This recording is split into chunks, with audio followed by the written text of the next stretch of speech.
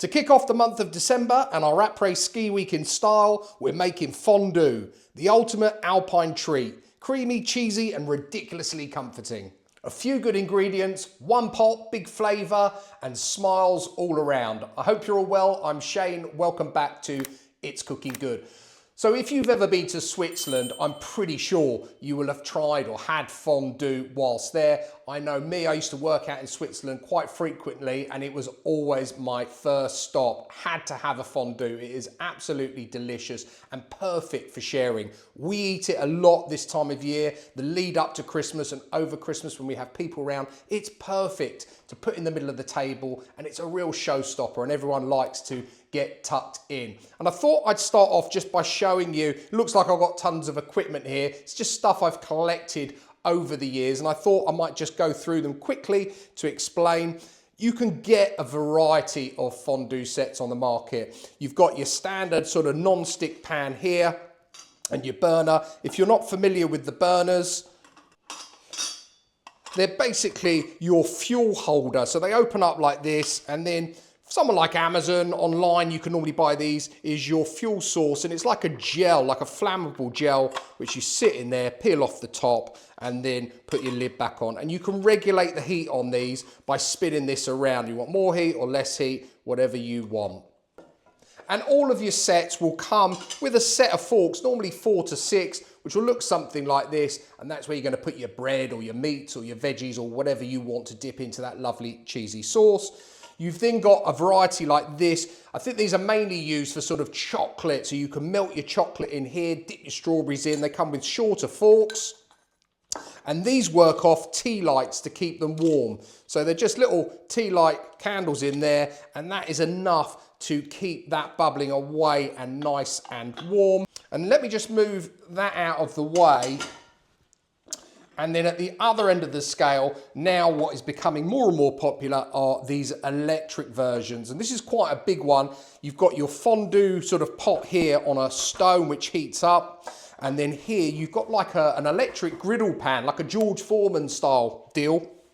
And here you could put your skewers of meat, cook them up. And underneath you've got a section to cook up raclette, which is also another delicious cheese dish. So there is loads of stuff on the market. Of course, my favorite is this one here. My grandmother passed this down to me. It has got to be 40 plus years easy old, and it is absolutely divine. I love it. It's proper old school retro styly. Look at that. What great color.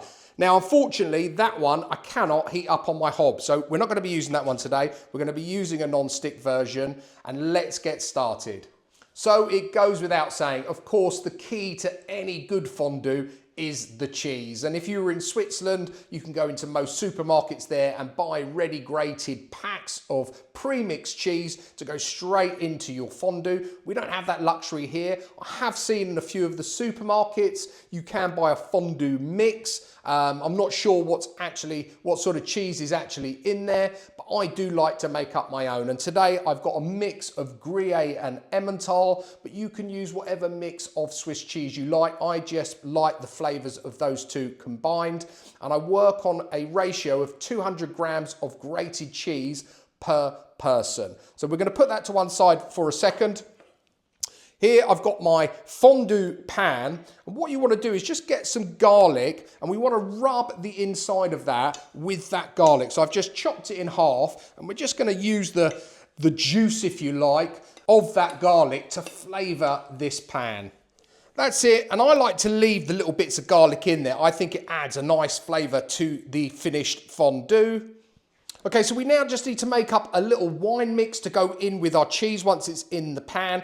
And as I said before, I work on 200 grams of cheese per person. And for that quantity, you want 75 millilitres of white wine per person. So for two, it's 150 millilitres. I'm using just a Pinot Grigio. Use whatever wine you drink, as always. Good enough to drink, good enough to cook with. I want 2 teaspoons of schnapps. Now I'm using a cherry schnapps, which is traditional, but pear goes really well, or whatever you like. And that's what I'm using there, Luxardo brand, and it lasts for ages. Really, really nice stuff. And then to that, 2 teaspoons of corn flour. And just give that a mix to combine. So I've just had a kitchen fail in between shots there. I was using that pan as you saw, and actually that one doesn't heat up on my induction hob here. The one my grandmother gave me does, which is perfect. It's my absolute favourite. So I've taken the garlic out of there and I've re-garlicked this one, and we are now ready to go. So I've got this on a low heat. You don't want it too high. We don't want this boiling ferociously. And to that pan, we're going to add our wine, schnapps and corn flour mix. That's it. And we just want that to come up to a simmer. Okay, that's heating through now nicely. It's now time to add in our cheese. Just a bit at a time. Get it all in there. Keep your wine to hand because we may need to thin this down a little bit. We'll see how we get on.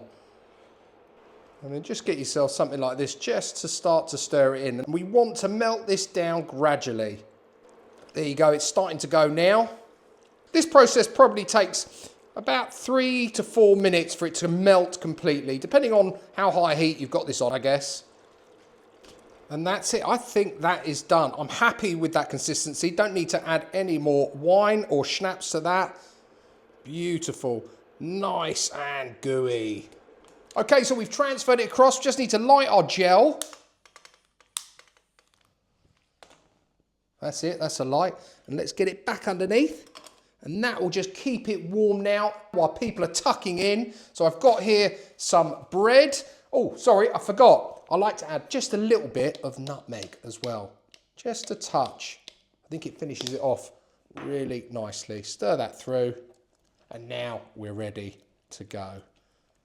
Let's get rid of that. Look at that. Wow. Don't want to waste any. Hey. And if you've got any of this left, guys, when you've finished up, transfer it out of here, put it into a container, keep it in the fridge, and then you can slice it and put it into cheese toasties. They are absolutely phenomenal. Right, where's my fork? So I've got a fork. I like to use a nice rustic loaf. Cut it into fairly big sized chunks. What you don't want to do is lose it in your mix.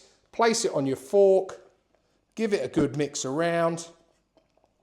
Let it cool down just a touch. I think I need to turn that heat down. It's bubbling away. Wow. That is amazing. Turn that down a bit. I do need to have another chunk, of course. It's just such a fun thing. If you've got this in the middle of the table, our kids absolutely love this. And as I said before, if you've got meat, use that. Tomatoes go well. All sorts of veg you can dip in here. Let's be honest, cheese makes everything taste great. That is a real winner. Guys, that's it from me for today. I hope you enjoyed this one. If you're new to the channel and you like the content, please don't forget to hit the subscribe button. Please also like, share and comment. It would be greatly appreciated and really helps the channel out. Obviously in December now, so it's Christmas food from now till the end of December. As you know, this is après-ski week or cheese week. Today, the fondue. Friday is tartiflette, another cheese winner from the Alps. If you're looking for other Christmas recipe inspiration, don't forget to check out my Christmas food playlist, which should be appearing somewhere around here about now. And on there, you'll find lots of different things from sort of show-stopping dinner party ideas to finger food and party food, right the way through to what to do with your leftovers. I'll put all of the details and quantities and everything down below in the description as always for today's fondue. And all that's left for me to say is until next time, it's cooking good.